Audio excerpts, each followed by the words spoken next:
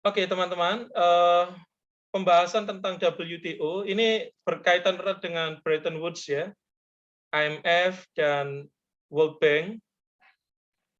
Tetapi di tahun 1945, 1944 ya, 1944 dan 1945, Bretton Woods ini belum menyepakati yang namanya ITO ya, International Trade Organizations, karena negara-negara masih enggan untuk menghapus hambatan ya atau barriers, di mana the most barriers into international trade yang Pak Satria maksud itu adalah tarif barriers ya atau hambatan tarif atau hambatan pajak gitu ya. Karena negara setelah pemenang Perang Dunia Kedua menganggap bahwa tarif itu sesuatu hal yang menguntungkan ya, menjadi demand dari ekonomi suatu negara. Padahal di dalam perkembangannya nanti tarif itu merupakan suatu hal yang justru menjadi barriers ya, menjadi hambatan. Dan itu yang kemudian ingin dihapus di dalam konteks perdagangan bebas. Ya.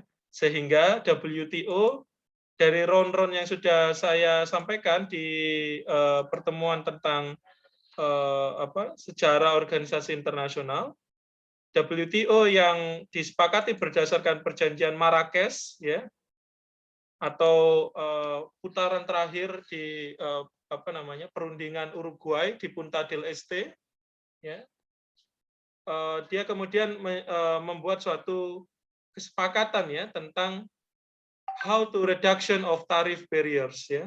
Dengan cara apa, Pak? Dengan cara skema liberalisasi perdagangan internasional. Dan WTO GATT, dulu namanya GATT ya, 47 ya, sorry, running melalui perundingan-perundingan. Saat ini GATT dia masuk bagian dari subsistem dari WTO sebagai organisasi internasional yang memonopoli perdagangan bebas di seluruh dunia. Dan kenapa ini penting, Pak, dalam diskursus organisasi internasional? Ini sangat penting karena sejatinya organisasi internasional, khususnya yang bersifat regional, ya, itu bertujuan besar untuk menciptakan liberalisasi dagang di masing-masing regionnya, ya, di masing-masing wilayahnya, sehingga semuanya harus berdasarkan sistem payung, ya, atau common platform policy, ya, di dalam konteks perdagangan bebas, yang itu berangkat dari prinsip-prinsip yang dibangun oleh WTO dan GATT. Bisa dipahami ya teman-teman ya. Jadi kalau teman-teman mau mengilustrasikan, misalkan perdagangan bebas di ASEAN ya, ada yang pernah dengar AFTA? Pernah, Pak. Ya, ASEAN Free Trade Area, betul. Itu adalah skema perdagangan bebas yang sebenarnya mengharmonisasi platform policy ya, Pak Satria bisa seperti itu, platform policy perdagangan bebas yang kemudian diatur oleh WTO. Uni Eropa juga sama, ya. Uni Afrika juga sama. Lalu OAS ya, Pan Amerika Serikat itu juga sama. Mereka semua menerapkan sistem payung yang ada di WTO GATT. Nah, ini yang kemudian menjadi satu stressing point di dalam diskusi kita, bahwa WTO GATT itu adalah bagian penting dari organisasi internasional. Ya. Di Marrakesh Agreement 1994 ya, sebagai establishment WTO, dia mencakup tentang ini semacam constituent treaty ya, teman-teman ya. Saya ingatkan kembali, constituent treaty itu apa? Kalau kemarin Pak Satria sampaikan, constituent treaty dia merupakan apa kemarin? Constituent treaty, ada yang masih ingat?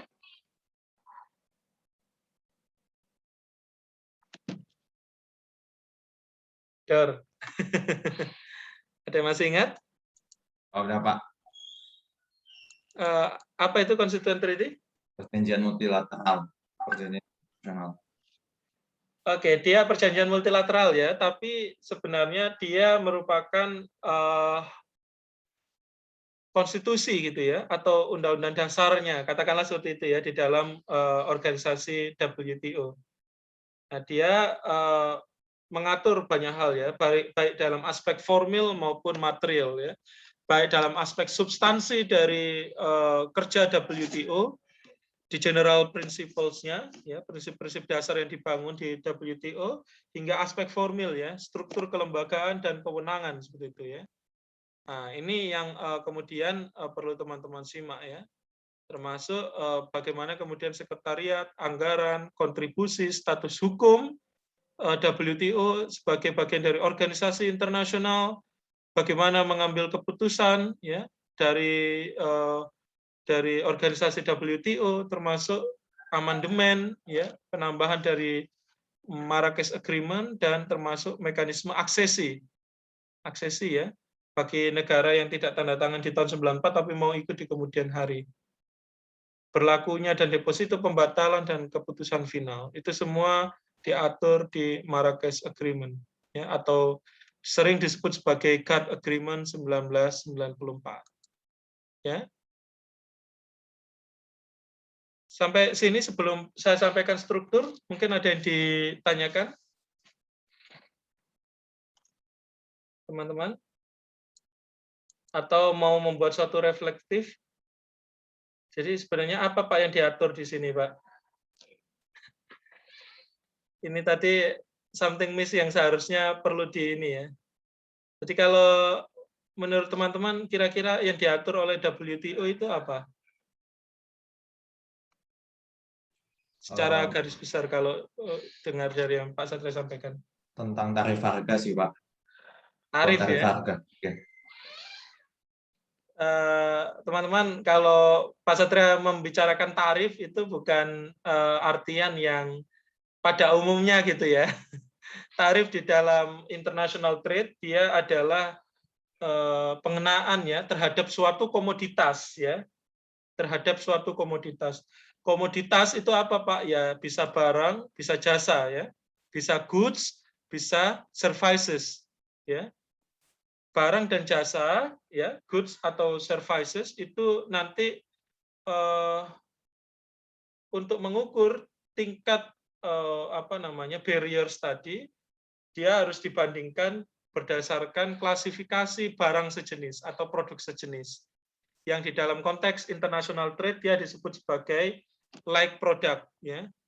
Like product. Nah, nanti ada kodenya itu ya. Misalkan ya kacamata ini ya, kacamata seperti yang Pak Satria pakai ya, misalkan ya. Kacamata yang Pak Satria pakai ini like product dengan kacamata yang sama dengan Mas Fernando pakai, katakanlah seperti itu ya. Dia berangkat dari harmonization list nomor 001 yang itu terjual atau yang itu tersirkulit di dalam pasar bebas internasional.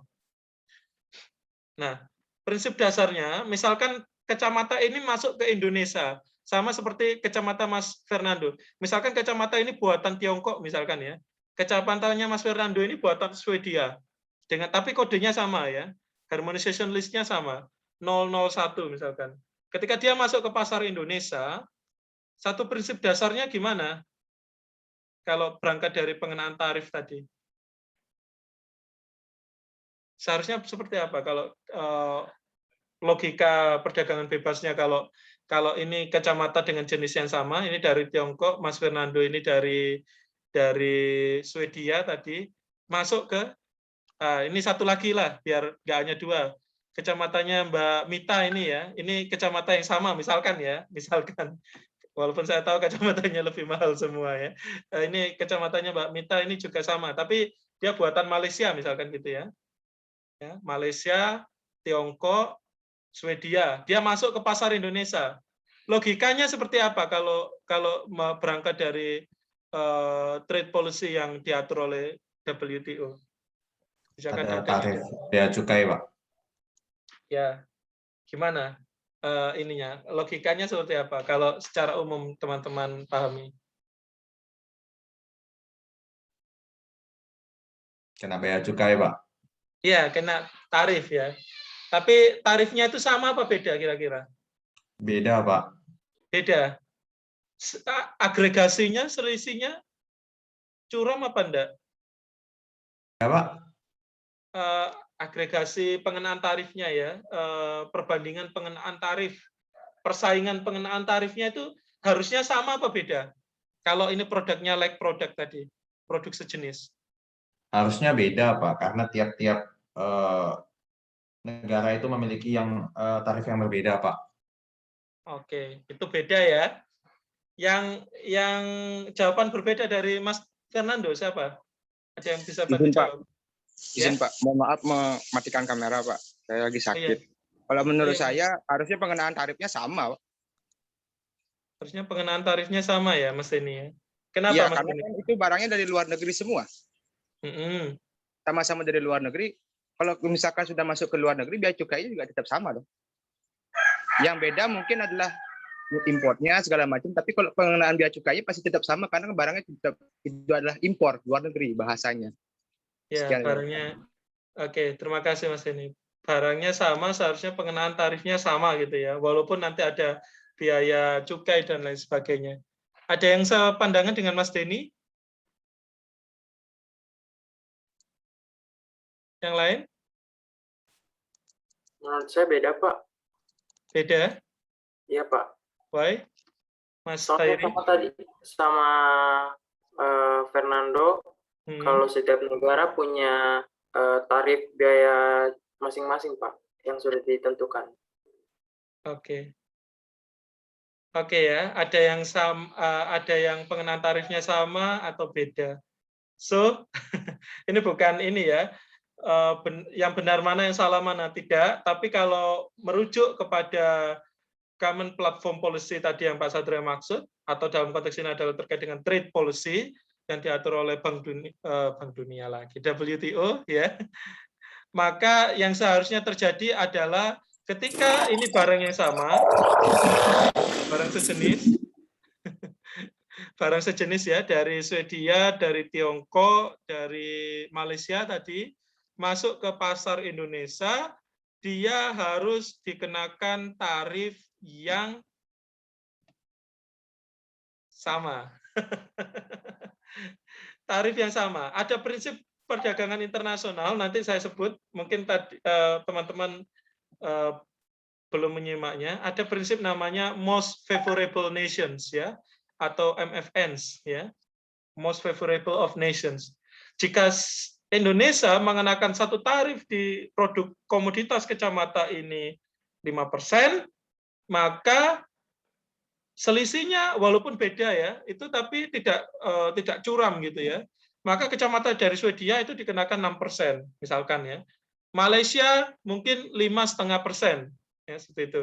Misalkan kacamatanya Mas Hairi ini juga produk impor, misalkan dari katakanlah Filipina ya, maka dia katakanlah dikenakan 6%. Jumlahnya tidak jauh beda, ya. Kenapa, Pak? Karena prinsip perdagangan internasional yang paling sederhana itu adalah ketika suatu negara itu diberi kebijakan tarif A dengan produk sejenis ya, dasar perbandingannya adalah produk sejenis atau like product, maka semua negara yang kemudian masuk barangnya dengan produk sejenis itu juga harus diberi tarif yang sama. Nah, kalau misalkan dari barang yang ada di Tiongkok misalkan ya, ini dikenakan tarif 0%, ya. Tapi kemudian barang dari Swedia dikenakan tarif 20%, padahal dia like produk, logikanya ya, barang yang kenakan pajak dengan barang yang tidak dikenakan pajak atau tarif, itu lebih mahal yang mana? Ya, Pak, bisa diulang, Pak. Maaf, Pak. Logikanya, barang yang kena tarif dengan barang yang dihapuskan tarifnya itu lebih mahal mana? Barang yang dihapuskan tarif, Pak. Barang yang kena tarif kan ya. Nah, logika kedua, jika harganya lebih mahal ya, padahal kacamatannya sama, kalian mau beli yang mana? Yang murah, Pak. Nah, yang murah. Yang murah. Yang murah. That's it. Yang murah, Pak. Pasti kan? Oh, produknya sama kok, pasti beli yang lebih murah. Itu logika perdagangan bebas. Kalau barangnya lebih murah, maka negara tersebut lebih diuntungkan. Kalau barangnya lebih mahal karena ada tarif barriers tadi, barangnya nggak laku.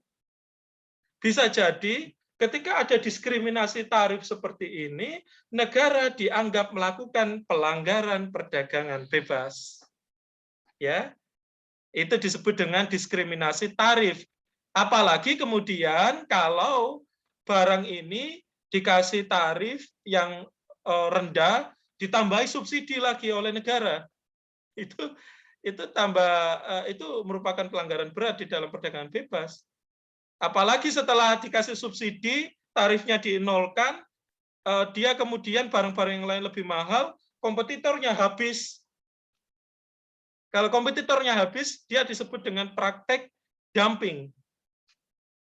Ada yang pernah dengar praktek dumping? Nah, itu barangnya dibuat sangat murah, bahkan jauh dari harga pasaran, tapi tujuannya bukan apa-apa, tujuannya adalah menghabisi kompetitor. Setelah kompetitor habis, barangnya dimonopoli, ya, harganya dimonopoli. Nah, itu adalah praktek dumping. Ya.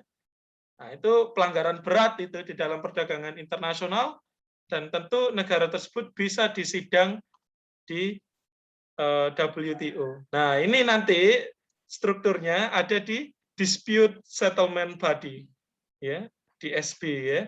Ini sengketa perdagangan tadi, ya. Bagaimana violation of trade policy, ya, pelanggaran terhadap perdagangan bebas itu disidang di sini, ya. Dan hanya di WTO, ya, pengadilannya itu ada 2 pengadilan, ya, pengadilan tingkat awal dan pengadilan banding, gitu, ya.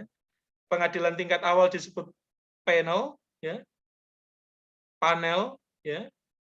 Yang kedua adalah appellate bodies, ya, appellate bodies atau badan banding, gitu, ya, yang ada di WTO. Yang skema dan ketentuannya nanti ada di the DSB agreement, ya, atau hukum acaranya seperti itu, ya. Jadi itu, ya, teman-teman, ya. Itu nanti saya akan jelaskan prinsip-prinsip di dalam perdagangan bebas. Termasuk nanti teman-teman bisa relate-kan, ya. Misalkan komoditas itu harus menyehatkan, Pak. Ini ada kaitannya dengan komoditas kelapa sawit Indonesia, Malaysia yang kena diskriminasi dagang. Ya, teman-teman, seperti yang Pak Satrio sampaikan tadi, ketika satu negara itu dapat kebijakan tarif A, dia dapat negara-negara lain dengan produk sejenis juga dapat tarif A. Pun halnya ketika suatu negara menerapkan suatu policy A, bukan hanya hambatan tarif, ya, namun juga non-tarif barriers, NTBS, ya, non-tarif barriers, hambatan non-tarif, misalkan terkait dengan keamanan produk, ISO, ya, lalu sertifikasi halal, misalkan, ya, kalau di pasar negara Islam itu sertifikasi halal, misalkan untuk komoditas daging, komoditas susu dan lain sebagainya, itu harus make sure bahwa ada sertifikat halal. Kalau enggak, barangnya di banned, ya, nggak boleh masuk ke pasar suatu negara, bahkan bisa ditarik mundur, ya. Nah, kalau seperti itu, dia harus mensyaratkan, ya. Misalkan kasus, ini contoh, ya, kasus, ya. Jadi kasusnya itu enggak berat-berat, ya, kayak tembakan senjata nuklir dan lain sebagainya, enggak ada itu. Di perdagangan bebas nanti kita akan bahas kasus tentang pisang Cavendish, ya. Kita bahas tentang cigarettes glove, ya. Kasus rokok kretek, ya. Kasus kelapa sawit, ya. Itu nanti kita akan bahas, ya. Kasus ikan sarden, ya. Mungkin teman-teman sekarang sambil makan ikan sarden makarel, ya. Itu juga kasusnya ada di panel WTO, ya. Karena tadi dicurigai, ini pasar yang sering melakukan diskriminasi itu adalah pasar dari Uni Eropa, ya. Misalkan kasus pisang Cavendish, ya. Pisang Cavendish Australia yang mau masuk ke pasar Eropa. Dia dianggap ada kandungan bakteri E. coli, ya. Sehingga tidak boleh masuk ke pasar Uni Eropa. Nah, diskriminasi dagang semacam itu karena ada pembatasan yang kemudian sebenarnya tidak berangkat dari proses review yang lengkap, yang komprehensif, itu masuk kategori pelanggaran dagang. Maka lembaga selanjutnya, apakah di sana ada kebijakan dagang yang diskriminatif, nanti di WTO ada struktur namanya the Trade Policy Review Body, ya, yang ini melakukan review kebijakan dagang bebas terhadap komoditas-komoditas itu. Dan yang menjadi pemimpin dari WTO adalah General Council atau Majelis Umum, ya, dan dia terdiri dari seluruh negara anggota WTO. Dan enaknya lagi di sini nggak ada negara yang punya hak veto, ya. Jadi kedudukannya sama, sejajar, ya. Dia sejajar seperti itu, ya. Sehingga mengambil keputusannya dapat dilakukan dengan konsensus. WTO ini berkantor pusat di Swiss, ya. Di kota Bern. Seperti itu. Nah, di kota Jenewa. Ya, Geneva, ya, di Swiss. Sampai di sini mungkin ada pertanyaan atau hal yang didiskusikan? Silakan. Bingung? Masih bingung? Halo? Ini banyaknya nggak aktif kan kamera ini kemana ya? Semoga masih ada di depan ini ya. Masih Pak, masih. Aman, Pak. Masih, Pak. Masih, Pak. Ya. Tanya, Pak. Oke, silakan. Kalau misalnya ya Pak ya suatu negara maupun multilateral maupun multinegara atau banyak negara melakukan perjanjian, misalnya satu negara A dengan negara B menjanjikan suatu melakukan perjanjian perdagangan seperti itu Pak, di mana perjanjian perdagangan tersebut untuk memasarkan suatu komoditas seperti itu Pak, di mana negara A ini melakukan perdagangan ke negara B untuk menjualkan anggap saja komoditas kelapa sawit seperti itu Pak. Namun di negara A ini negara A dan negara B ini telah membuat suatu kesepakatan bahwa tidak boleh sampai memutuskan suatu hubungan perdagangan seperti itu Pak. Nah kalau misalnya nih ya Pak ya komoditas di negara A ini mengalami kepunahan seperti itu ya, anggap saja karena bencana alam seperti itu Pak. Apakah suatu perdagangan tersebut bisa berlanjut atau negara A ini harus membayar ganti kerugian atas pembatalan kesepakatan tersebut Pak? Terima kasih Pak. Oke. Kalau terima kasih Mas Fernando. Ini juga penting ya. Satu langkah yang pertama adalah buat perjanjian bilateral atau multilateral terbatas ya terkait dengan free trade ya atau perdagangan bebas, di mana perjanjian internasional yang dibuat dia harus berdasarkan prinsip payung tadi ya dari mekanisme yang diatur melalui WTO ya. Jadi mekanisme dagangnya harus sejalan dengan itu. Nah di sana diatur ya tentang bagaimana rights and obligation ya, hak dan kewajiban antar para negara pihak, kemudian terkait dengan komoditas apa yang diperdagangkan, kebijakan perdagangan bebas apa yang dilakukan, hingga terkait dengan implementasi ya, implementasi. Kalau misalkan terjadi tadi ya bencana alam dan lain sebagainya yang termasuk force majeure ya, yang termasuk force majeure, seharusnya para pihak itu misalkan sudah mengatur di bab terakhir ya di dalam perjanjian internasional perdagangan bebasnya. Terkait dengan apa Pak? Terkait dengan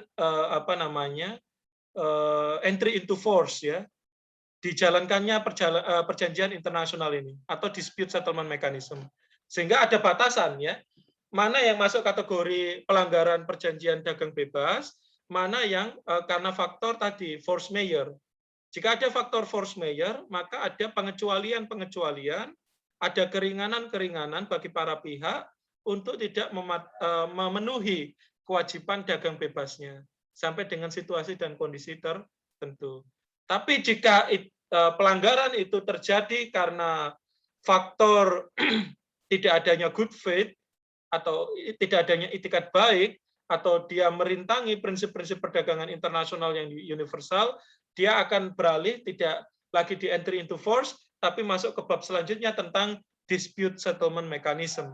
Mekanisme penyelesaian sengketa internasionalnya apa yang dicapai? Jadi prinsipnya mekanisme penyelesaian sengketa internasional dari perdagangan bebas itu diberikan banyak opsi. Opsi yang paling umum bisa dimasukkan ke panel WTO, ya, panel WTO ini ya, di Dispute Settlement Bodies. Tapi kalau mau dialihkan ke mekanisme arbitrase, misalkan ya, atau mekanisme arbitrase tetap maupun mekanisme arbitrase ad hoc, itu fine-fine saja, ya. Dan almostly kebanyakan kalau terjadi sengketa dagang itu mereka kan maunya cepat ya, benar ya. Apalagi komoditasnya itu komoditas yang cepat rusak gitu ya. Misalkan untuk komoditas yang sifatnya frozen dan lain sebagainya. Tentu ya barang-barang yang masih dalam situasi sengketa itu tidak bisa masuk ke pasar dagang dari negara tujuan. Maka dari itu bahkan ada fleksibilitas. Nah ini yang dicapai ya, bahkan sebelum 20 hari sengketanya itu harus selesai dijalankan. Nah itu semuanya harus diatur di dispute settlement mechanism ya. Di dalam apa Pak? Di dalam perjanjian dagang bebas itu sendiri. Yang itu bisa jadi di dalam ruang lingkup perjanjian yang sifatnya publik maupun lebih banyaknya adalah perjanjian privat ya. Perjanjian privat. Kalau perjanjian privat dia masuk konteks perdata internasionalnya, private international law. Ingat ya, private international law, hukum perdata internasional, dia bukan hukum internasional ya. Karena dia adalah hukum perdata yang punya unsur apa? Yang punya unsur asing ya, foreign element ya. Yang jurisdiksi dari para pihak itu lebih dari satu negara. Bisa dipahami ya teman-teman ya? Oke ya, Mas Fernando ya? Ya Pak, bisa Pak. Oke, thank you. Selanjutnya ya, ini di General Counsel ya, yang tadi unsurnya ini kan sebenarnya ini unsur eksekutif, ini unsur yudikatif, ini unsur legislatif gitu ya. Dia memainkan trias politika gitu ya. Di perdagangan di struktur organisasinya. Nah di unsur eksekutif tadi ya General Counsel dia terdiri dari Goods Counsel ya, dia ini perdagangan di bidang barang apapun. Lalu di Counsel for Services atau Services Counsel dia perdagangan di bidang jasa. Dan yang ketiga adalah TRIPS Services. Dia perdagangan bebas dan kaitannya dengan apa? Kalau TRIPS, Intellectual Property Rights, IPRs, dia terkait dengan hak kekayaan intelektual, ya. Haki ya. Jadi kalau like produk itu kemudian hasil imitasi, hasil tiruan dan lain sebagainya, jelas dia juga masuk kategori pelanggaran perdagangan bebas. Ya. Nah ini TRIPS Counsel ya, bukan My Trips My Adventure ya. itu slogan. Kalau TRIPS itu dalam konteks perdagangan bebas dia terkait dengan intellectual property rights. Oke ya. Jadi kesepakatan Marrakesh itu dibentuknya WTO ya. Kenapa 94 Pak? Kok tidak sejak 1944 atau 45? Ya karena sejak berakhirnya Perang Dingin, negara-negara di seluruh dunia cukup aman ya untuk melakukan liberalisasi dagang, sehingga dia melakukan hal tersebut ya. GATT memiliki wewenang mengenai dagang bebas, reduction tarif barriers hingga sampai 30% ya. Jadi gini logikanya. Jadi semakin tarif itu semakin rendah, maka perdagangan bebas itu semakin cepat terwujud. Bahkan sampai apa, Pak? Target tertingginya adalah 0%. 0% ya. Sehingga apa, Pak? Posisi harga, posisi dari circulate barang terhadap suatu pasar itu dapat bersaing secara kompetitif dengan produk-produk dalam negeri. Jadi antara produk luar negeri dan produk dalam negeri, dia dapat melakukan competitiveness, persaingan perdagangan bebas secara baik ya di dalam suatu pasar dari suatu negara gitu ya, dari suatu negara. Itu cita-cita yang diharapkan ya dari apa namanya, dari perdagangan bebas yang diatur di dalam GATT maupun GATS nanti ya, perdagangan di bidang barang maupun jasa. Kalau jasa itu apa Pak? Sektor pariwisata. Nah ini Bali ya, saya rasa di sekitar teman-teman. Kenapa Pak kok ada hotel dari luar negeri? Kenapa Pak kok ada tour guide dari luar negeri yang masuk ke sektor pariwisata? Ya tujuannya adalah liberalisasi dagang di bidang jasa. Ya, trade in services, sehingga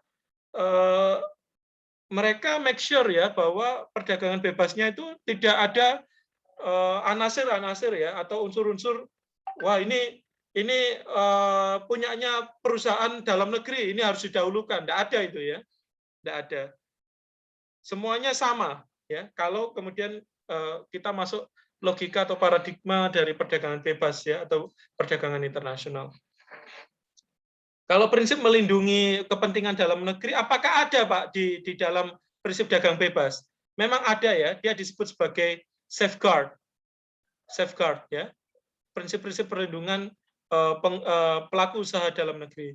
Tetapi jika kemudian perlakuannya cenderung menciptakan diskriminasi dagang, cenderung berujung diskriminasi dagang, maka jelas dia merupakan pelanggaran dari perdagangan internasional ya. Dia violation of international trade ya. Dia pelanggaran dari perdagangan bebas seperti itu. Oke ya, termasuk perlindungan hak kekayaan intelektual, termasuk hasil penelitian ya, paten misalkan dari produk obat-obatan atau produk-produk yang berkaitan dengan sanitary dan phytosanitary ya, SPS agreement. Nanti di bawah GATT agreement itu ada perjanjian-perjanjian internasional turunan ya. Ada GATT agreement, SPS agreement, and so on ya. Maka tadi buku yang Pak Satria kirim ke PJMK, saya harap juga teman-teman pelajari lebih lanjut karena di sana ada perjanjian-perjanjian turunan. Ini seharusnya ada kuliah khusus ya, tapi Pak Satria introduction saja untuk memberi pemahaman bagi teman-teman bahwa perdagangan bebas itu diatur oleh WTO. Ini ya safeguard yang Pak Satria maksud. Ini subsidi. Subsidi ini kalau ada pelanggaran, dia bagian dari pelanggaran atau violation of international trade, maka perlu ada countervailing measures. Apa ini Pak countervailing measures? Dia itu balasannya, tindakan balasannya, countervailing measures. Jadi sanksi dari dari pengadilan dagang ya, yang dimaksud dalam WTO ini adalah sanksi balasan ya. Untuk apa Pak? Memulihkan keuntungan dan mengembalikan kerugian, dampak kerugian dari kebijakan perdagangan bebas yang melanggar ya ketentuan internasional tersebut. Itu yang perlu teman-teman pahami ya. Jadi seperti itu. Nah, ini prinsipnya ya. Prinsip dalam perjanjian perdagangan internasional, prinsip yang paling pertama tadi ya, most favorable nations. Apabila suatu negara itu diberi konsesi dari negara lain, maka semuanya harus diberlakukan sama. Tidak ada yang spesial, tidak ada yang dilebih-lebihkan. Semuanya harus sama. Itu most favorable of nations. Itu pasal 1 ya, dari GATT Agreement 1994. Lalu ada national treatment ya. Suatu produk yang diimpor dari negara lain tidak boleh diperlakukan berbeda. Ini ada kaitannya dengan MFN tadi ya. Ini di pasal 3 ya. Artinya dengan dalih melindungi produk dalam negeri sekalipun itu sebenarnya tidak diperkenankan ya. Karena ini terkait dengan liberalisasi dagang gitu ya. Lalu transparansi. Jadi gini teman-teman, setiap komoditas yang kemudian diberikan kebijakan perdagangan dari suatu negara pasar, dia harus dilaporkan gitu ya ke WTO. Di mana tadi Pak? Kira-kira di mana tadi pelaporan terhadap kebijakan perdagangan ini? Dia dilaporkan ke mana? Tadi itu Pak. MyTrip trips itu Pak. Di ini ya General Council ya, nanti dilaporkan di sini. Nah, nanti kalau ada pelanggaran baru atau ada kebijakan yang melenceng, baru Trade Policy Review Bodies akan melakukan harmonisasi. Ya. Jadi dilaporkannya ke sini. Kalau perdagangan barang dia masuk di Council for Trades in Goods, ya. Nanti di sini ada barang apa Pak? Ya ini ada manufacturers, ada apa namanya frozen, ya, baik itu makanan maupun minuman, lalu ada produk dari kayu-kayuan dan lain sebagainya. Itu Trades in Goods Council, ya. Dia membawai banyak bidang, ya. Council and Services ini ada pariwisata, telekomunikasi, services atau jasa di bidang konstruksi dan lain sebagainya. Termasuk TRIPS, ya. Ada terkait dengan paten, ada terkait dengan indikator geografis, ada terkait dengan hak cipta dan lain sebagainya dan lain sebagainya. Nah, ini nanti dilaporkan, nah, itu terus disirkulat, ya. Data-data tersebut disirkulasi ke seluruh negara. Nanti ministry, ya, atau kementerian yang berwenang di bidang perdagangan itu kemudian akan mendapatkan informasi. Oh, pengenaan tarifnya segini loh. Oh, kebijakannya segini loh di negara lain, ya. Jadi prinsip transparansi itu untuk memberi jaminan ketika negara apa ya, pengimpor, ya, pengekspor barang, dia akan mengirimkan barang ke luar negeri untuk diperdagangkan. Dia sudah tahu bahwa kebijakan dagang dari negara tujuan itu A, B, C, D, E sampai Z. Oh, harus melampirkan sertifikasi halal dan lain sebagainya dan sebagainya. Itu harus dipenuhi dulu. Kalau tidak, konsekuensinya barangmu akan di-banned. Barangmu nggak bisa masuk. Rugilah kamu, ya. Rugilah kamu. Ya, make sure-nya di sana dulu. Kenapa make sure itu bisa terjadi? Karena prinsip transparansi ini sudah terbangun. Ya, kalau mau Kadin, ya, atau dia pedagang pengen tahu kebijakan dagang dari negara A, B, C, D, E, dia harus lari ke Kementerian Perdagangan, misalkan gitu, ya, kalau di Indonesia, ya. Untuk apa? Untuk dapat data dan fakta bahwa kebijakan dagangnya itu ini loh.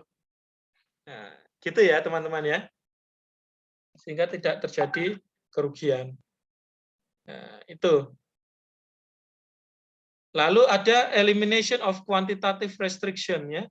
Pasal 11 GATT Agreement. Setiap negara tidak diperbolehkan menerapkan pembatasan impor. Kuota. Nah, ini juga pelanggaran, ya. Pelanggaran apa namanya, perdagangan internasional. Kuota itu tidak diperkenankan di dalam perdagangan bebas. Yang diperkenankan itu apa, Pak? Yang diperkenankan adalah equitable share. Apa itu Pak equitable share? Equitable share itu adalah jumlah dari suatu komoditas barang sejenis itu posisinya sama antara negara A, B, C, D, E termasuk produk dalam negeri. Dia harus mengalami equitable share. Misalkan produk batik, ya, ini contoh, ya, produk batik yang Pak Satria pakai itu diekspor dari negara A, B, C, D, E gitu, ya. Negara Inggris, negara Italia misalkan, ya. Katakanlah Prancis, ya, Louis Vuitton bikin batik kayak Pak Satria gini, ya, dengan like produk yang jelas, ya, dengan barang sejenis, ya. Maka ketika kemudian apa namanya, masuk ke pasar Indonesia, misalkan seperti itu, maka dia harus pada posisi equitable share, ya. Sama-sama katakanlah 1 juta pieces, ya.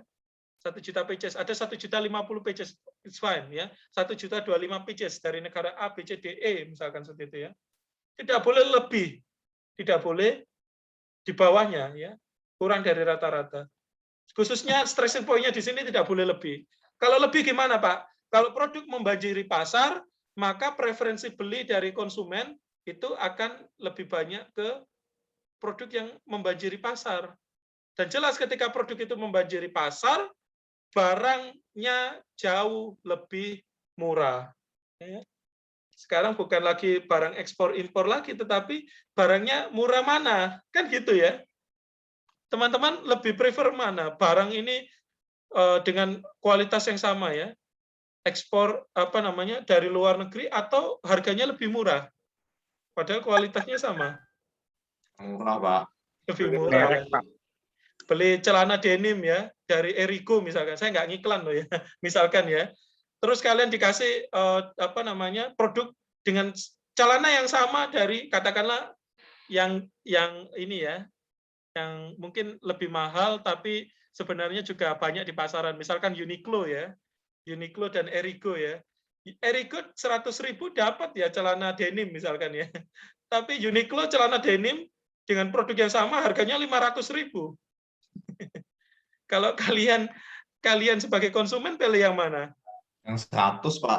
Ya 100 lah, yang murah lah. Nah itu ya. Bisa jadi faktor yang kedua selain karena pengenaan tarif tadi, karena barang Erigo itu lebih banyak misalkan ya. Dia bisa sampai 2 juta pages ya, padahal Uniqlo hanya 500.000 pages. Nah, kalau dia masuk dari barang ekspor ya, dari luar negeri, dia masuk pelanggaran ini ya, elimination of quantitative restriction ya. Jadi barangnya itu masuk dari pelanggaran internasional. Karena apa? Barang yang ada, barang yang tersedia itu jauh lebih banyak dari barang yang ada. Ya. Jadi kuota atau lisensi itu nggak diperkenankan, tapi yang ada adalah equitable share, ya, equitable share. Ya. Restriction of safeguard the BOP. Dia untuk melindungi kesulitan serius dalam neraca pembayaran, suatu negara dapat melakukan pembatasan kuantitatif. Ini di dalam suatu kondisi tertentu loh ya, tidak setiap hari ya. Misalkan terjadi krisis dagang, maka negara itu dapat melakukan pembatasan ya, restriction. Dalam rangka apa Pak? Safeguard, ya, melindungi apa Pak? Pasar dalam negeri. Untuk apa Pak? Untuk BOP. Ada yang pernah tahu istilah BOP ini? Atau punya teman dari Fakultas Ekonomi? Apa BOP itu? Oh, BOP Pak, break even point Pak. Break even point ya. Break even point itu kan untuk mengukur labanya ini kembali ke bulan keberapa kan gitu ya dari perdagangan dari suatu dagang kan gitu ya. Maka BOP ini harapannya bisa kembali atau minimal stabil gitu ya pada saat kondisi perdagangan itu sedang sulit-sulitnya. Ini situasi term and condition-nya berlaku loh ya, tidak setiap hari ya. Kalau setiap hari dia masuk dari pelanggaran dagang tadi ya, masuk pelanggaran ini MFN gitu ya. Bisa dipahami ya teman-teman ya? Bisa dipahami ya? Jadi safeguard itu dilakukan dalam situasi dan kondisi tertentu. Termasuk di sini non-discrimination ya, jaminan dalam melakukan perdagangan bebas, termasuk dalam klausul perdagangan barang dan jasa yang tidak diskriminatif ya. Asas ini kemudian embedded ya, melekat di dalam prinsip MFN yang ada di pasal 1, national treatment yang ada di pasal 3, lalu transparency principles di pasal 10. Oke? Sampai sini? Ada pertanyaan? Bertanya, Pak. Boleh, silakan. Kalau misalnya ya Pak, ya tentang haki ya Pak, ya hak kekayaan intelektual. Nah, suatu negara ini kan anggap saja ya yang mempunyai ide pertama itu Amerika Serikat ya Pak ya. Dan yang kemudian negara yang kita tahu meniru itu bukan bermaksud rasis Tiongkok ya Pak ya. Namun di satu sisi harga yang ditawarkan oleh Tiongkok dan Amerika Serikat itu memang jauh berbeda Pak. Di mana Tiongkok ini memiliki harga yang cenderung lebih murah, tetapi kualitasnya ya kita tahulah kualitasnya. Sedangkan Amerika Serikat ini memiliki kualitas yang lebih ya kita tahulah kualitasnya dan harga yang cukup tinggi juga. Tetapi di sini produk yang sama tersebut kemudian lebih diminati itu Tiongkok ini Pak. Nah, apakah hal tersebut itu bukan termasuk mengambil sebuah haki dari suatu perusahaan industri tersebut Pak di masing-masing negara Pak?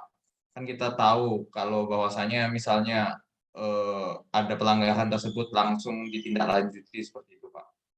Ya. Makasih Mas Fernando. Ini pertanyaan yang penting juga. Jadi awareness ya, kesadaran dari pelaku usaha, kesadaran dari negara pengekspor maupun negara pengimpor itu harus betul-betul terwujud. Kesadaran ini dalam bentuk apa Pak? Dalam bentuk klaim hak kekayaan intelektual. kemana Pak? Ke otoritas yang jelas ya.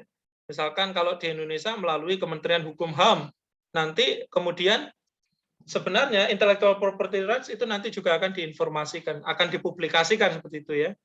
Yang mana ketika suatu komoditas ini adalah hasil imitasi atau duplikasi dari suatu produk, jelas dia bisa dilaporkan sebagai pelanggaran perdagangan internasional.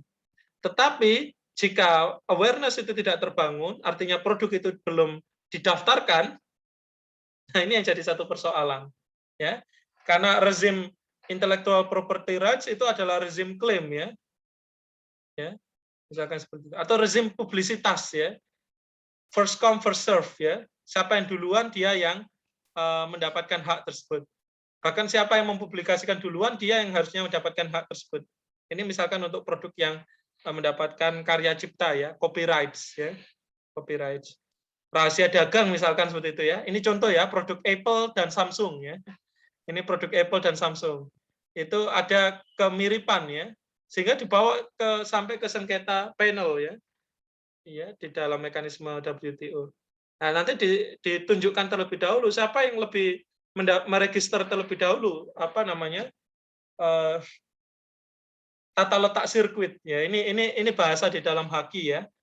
Circular circuit, ya, itu komponen dari HP Apple dan Samsung ini akan diuji, ya. Diuji siapa yang didaftarkan duluan.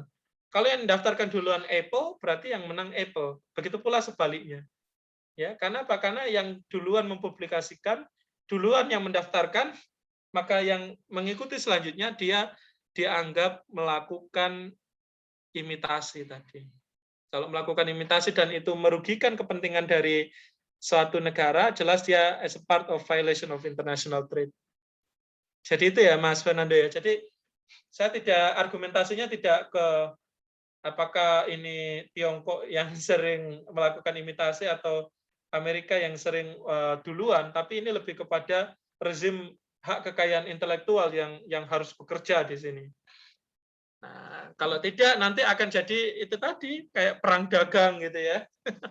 Perang dagang itu bukan ini ya, perang yang dalam artian gencatan senjata, tapi pengenaan tarif ekstrim ya, khususnya terhadap komoditas manufaktur ya, komoditas retail yang dimiliki oleh Tiongkok ya, ketika masuk ke pasar Amerika Serikat. Itu namanya perang dagang ya. Jadi kalau teman-teman ada yang menganggap perang dagang itu baku senjata gitu ya, antara Tiongkok dan Amerika itu salah besar ya. Perang dagang itu ya pengenaan tarif tadi dan lain sebagainya. Jadi itu ya, Mas Fernando ya. Oh, izin mengonfirmasi Pak. Berarti selama tidak dilaporkan itu tidak apa-apa ya Pak ya? Selama tidak dilaporkan dari pihak yang memiliki hak itu. Betul. Atau atau justru pelaku usaha atau penemunya, inventornya itu memang menyerahkan hak kekayaan intelektualnya. Ini contoh ya, vaksin AstraZeneca. Ya, dia kan jadi bagian dari komoditas perdagangan bebas. Dia tidak dilaporkan hakinya atau dia tidak dikenakan patennya ya. Kalau dikenakan patennya berdasarkan perjanjian Doha ya, Doha Declaration 2005, Doha Agreement 2005 tentang paten terhadap obat-obatan yang diperdagangkan dalam konteks dagang internasional, maka obat tersebut harganya jauh lebih turun gitu ya. Nah, kenapa Pak obat paten dan obat bukan non paten atau obat generik itu berbeda harganya? Ya karena invention-nya itu, karena penemuannya itu, karena penelitiannya itu. Kalau nggak dilaporkan penelitiannya, artinya harga dari penemuan itu tidak diklaimkan, maka bisa jadi barangnya lebih murah. Kalau lebih murah, maka ini ada kaitannya. Maka market access itu akan terwujud. Ya. Akses pasar ini akan terwujud. Ya.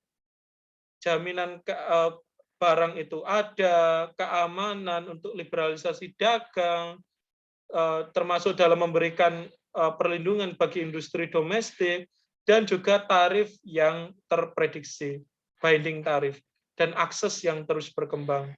Ini semua adalah bagian dari kesepakatan perdagangan bebas. Ya. Jadi itu ya, tujuannya adalah menciptakan market access saja. Ya. Kalau barriers tadi sudah dihilangkan atau sudah di reduction ya. Reduction itu bukan berarti dihilangkan seketika ya, tapi diturunkan secara sporadik seperti itu. Ya. Consideration of developing countries. Nah, teman-teman sebenarnya perdagangan bebas ini bukan perdagangan yang tribal gitu ya.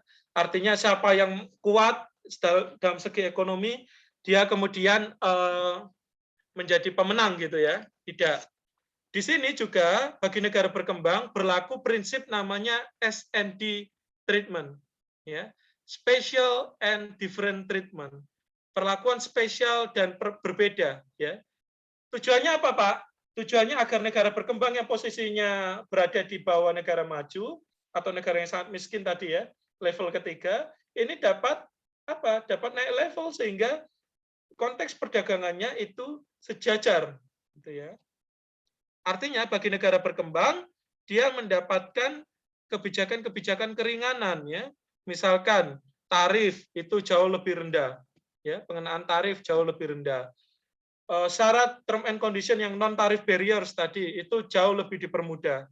Misalkan komoditas kelapa sawit, tahu masyarakat Eropa tahu bahwa produk tersebut tidak sehat ya bagi mereka. Ya. Tapi karena ada prinsip special and different treatment, maka biarkan dulu pasar dibuka.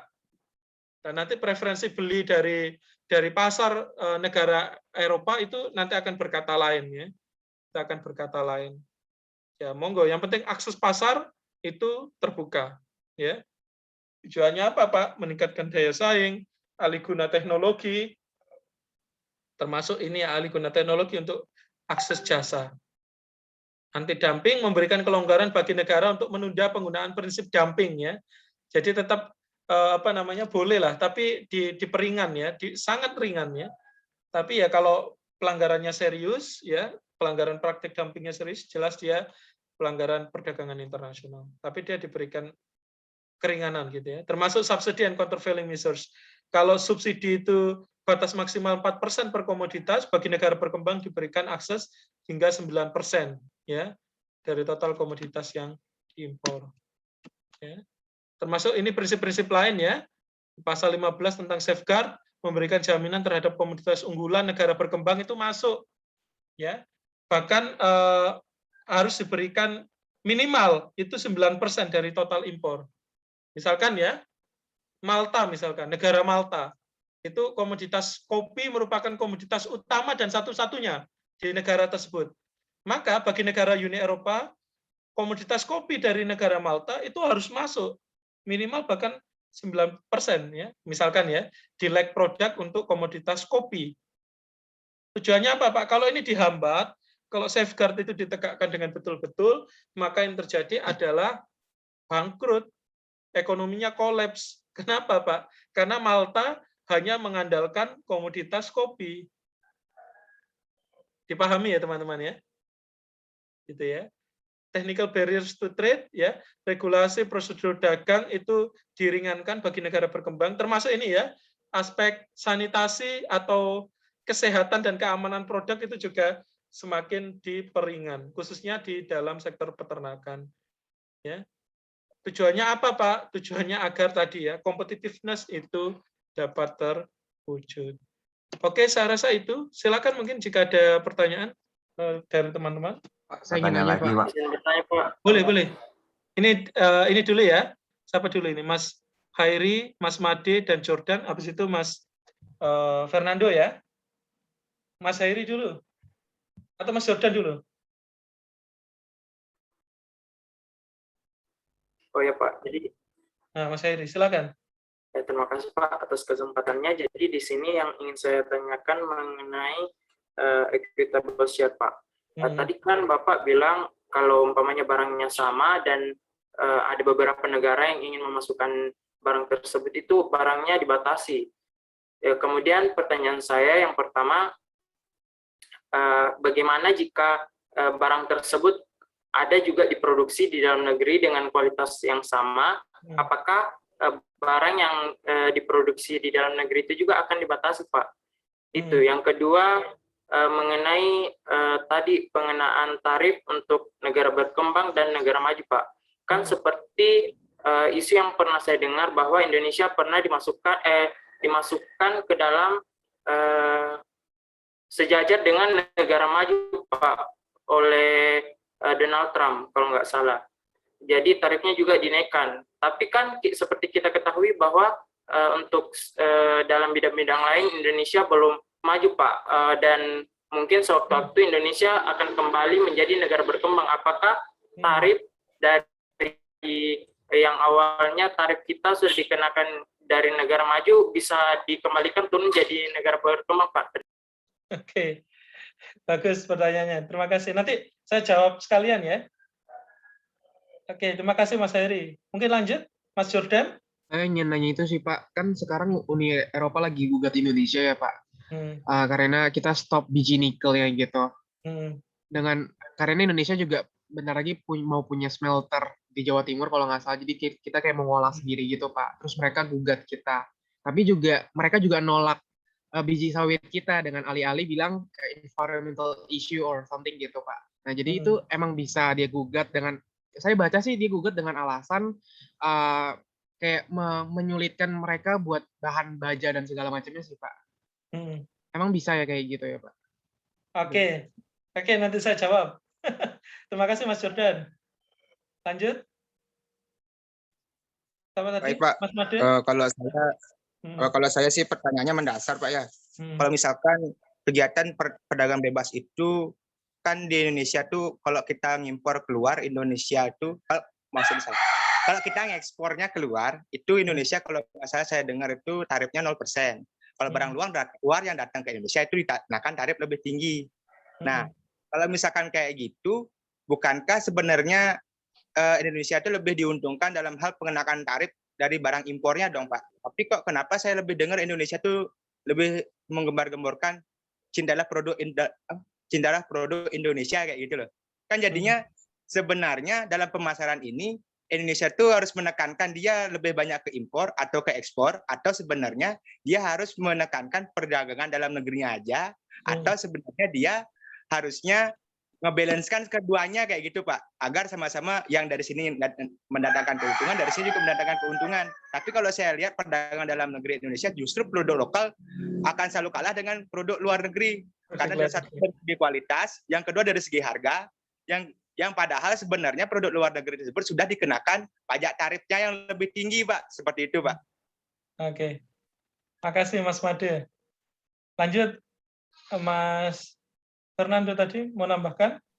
Saya bertanya ya Pak ya, kalau misalnya suatu negara tersebut mengekspor suatu komoditas yang ternyata tidak baik untuk kesehatan, sebagai contoh ya Pak ya, tembakau seperti itu.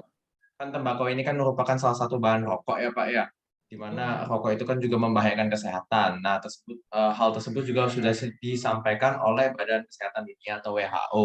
Tetapi tembakau ini juga menjadi suatu komoditas yang lumayan diminati atau lumayan diuntungkan seperti itu Pak, digandrungkan seperti itu Pak untuk diekspor seperti itu.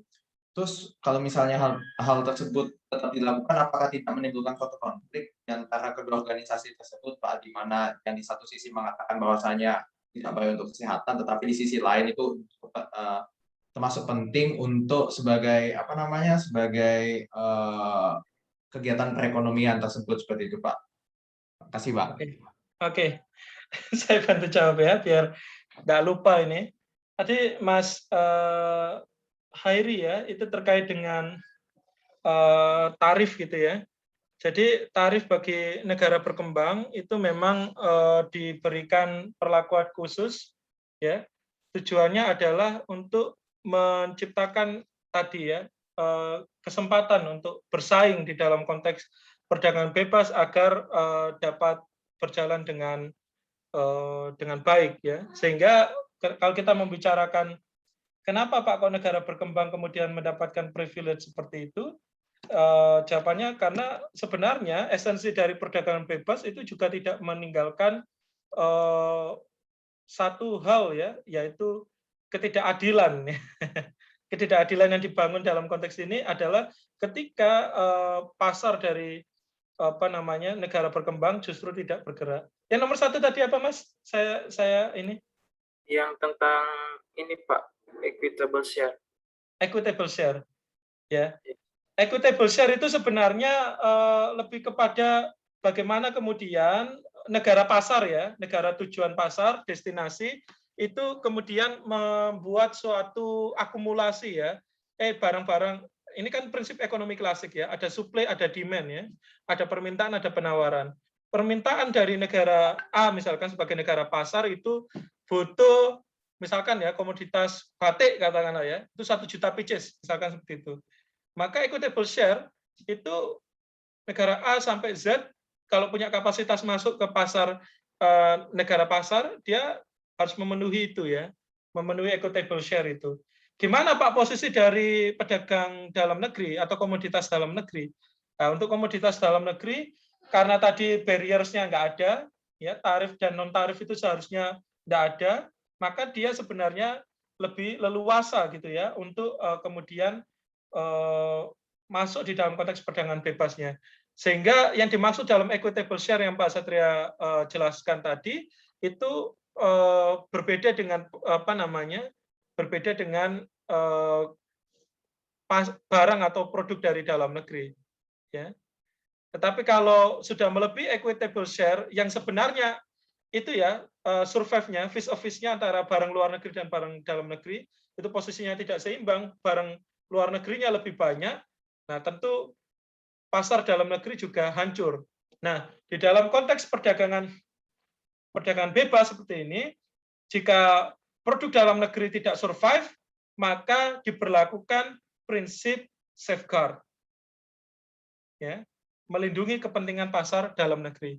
Tetap ya, perlindungan kepentingan pasar dalam negeri itu menjadi satu tujuan agar liberalisasi dagang itu tidak menciptakan persoalan baru, yaitu menciptakan kolaps dari negara pasar karena barang-barang dari dalam negerinya tidak berkembang. Dipahami ya Mas Khairi ya? Ya Pak, terima kasih Pak. Oke, terima kasih. Lanjut Mas Jordan tadi ya, terkait dengan apa tadi Mas? Biji nikel Pak. Nikel ya, besi. Saat ini ya di era climate change ya, climate change setelah perjanjian Paris ya, konvensi Paris 2017, sebenarnya satu hal yang menjadi poin penting adalah industri termasuk di dalamnya industri ekstraktif ya, dan yang tidak ramah lingkungan hidup, dia adalah suatu hal yang ditinggalkan bagi negara maju. Tapi ini jadi anomali sebenarnya, karena banyak kemudian di sisi yang lain, investor-investor asing itu menanamkan modalnya ke negara berkembang untuk apa? Untuk bisnis yang tidak ramah lingkungan. Ambil contoh kelapa sawit ya. Kelapa sawit di-ban di Eropa. Tapi di sisi yang lain, pelaku usaha Eropa itu menanamkan saham untuk membuat kebun kelapa sawit di negara berkembang. Nah, ini yang coba coba menjadi satu celah ya yang sebenarnya bisa dimasuki oleh Indonesia dan atau negara-negara berkembang, Mas Jordan, untuk produk yang dianggap tadi tidak ramah lingkungan atau mempercepat climate change, itu menggunakan argumentasi itu.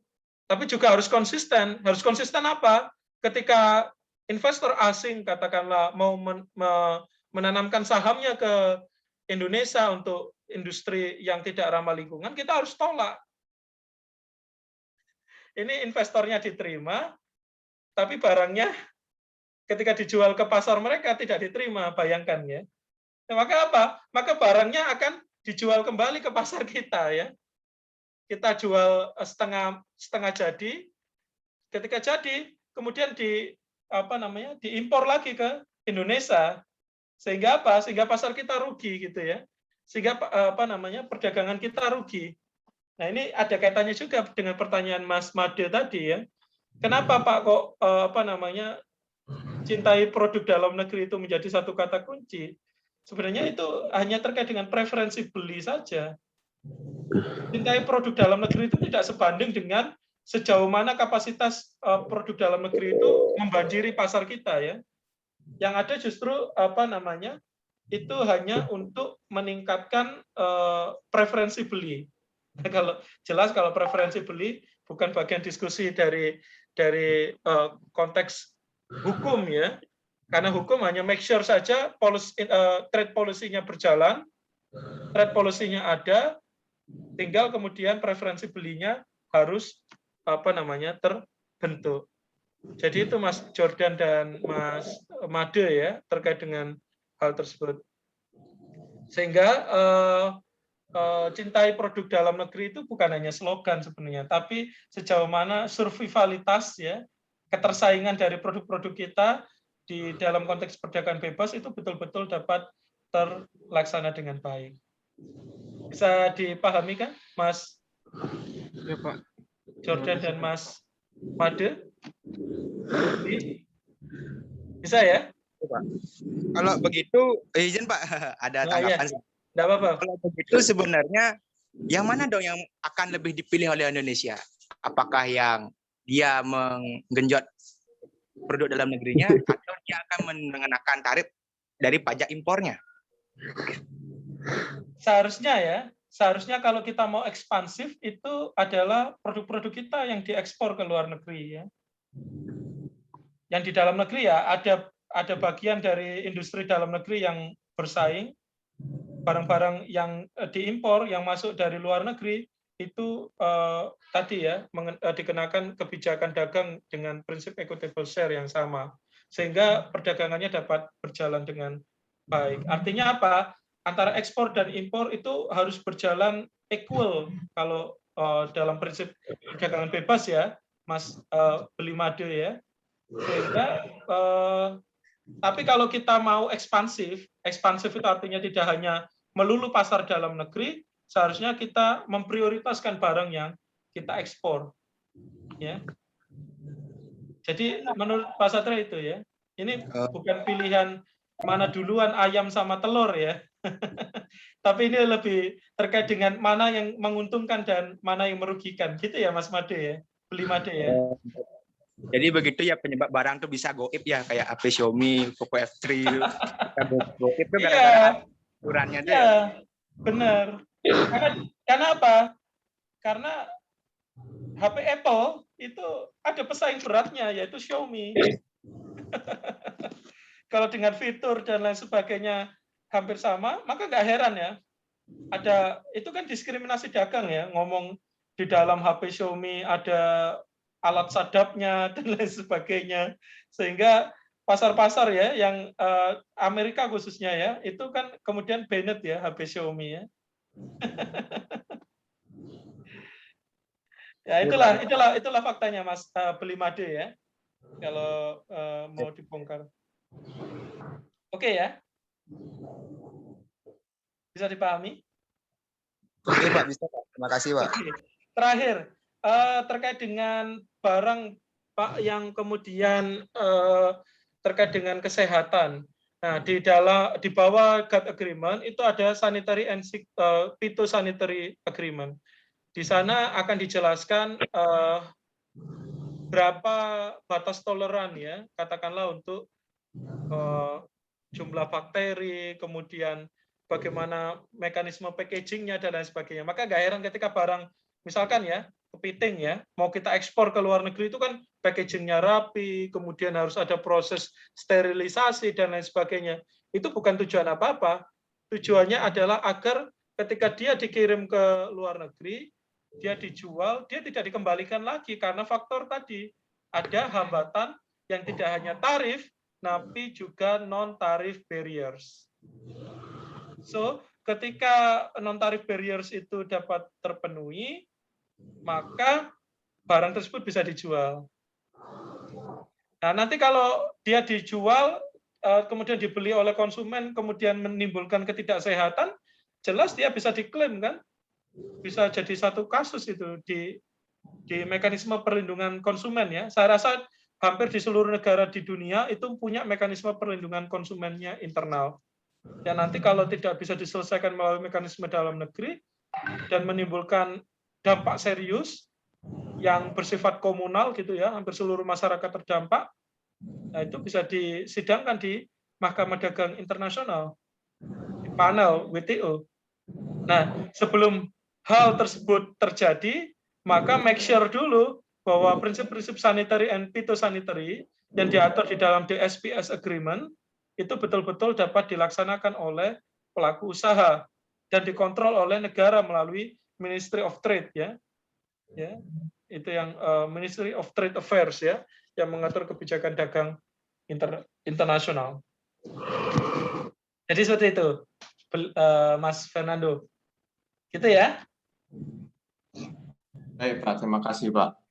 Oke, saya rasa itu teman-teman pertemuan kita pada kali ini diskusi yang luar biasa. Saya rasa ini perlu mungkin ya kalau teman-teman berkenan ada diskusi-diskusi lain di luar kelas, fine ya, pakai Zoom, pakai apa silakan. Kalau masih ada yang penasaran nanti boleh via chat. Kalau Pak Satria agak ketik biasanya Pak Satria voice note ya. Agar apa? Make sure bahwa teman-teman betul-betul memahami konsep dasar ini sehingga ketika nanti terjun jadi pelaku usaha, terjun jadi decision maker, teman-teman bisa memahami dan kemudian tidak salah langkah. Oke ya, saya rasa itu. Terima kasih atas segala perhatiannya. Akhir kata, wassalamualaikum warahmatullahi wabarakatuh. Om Santi Santi.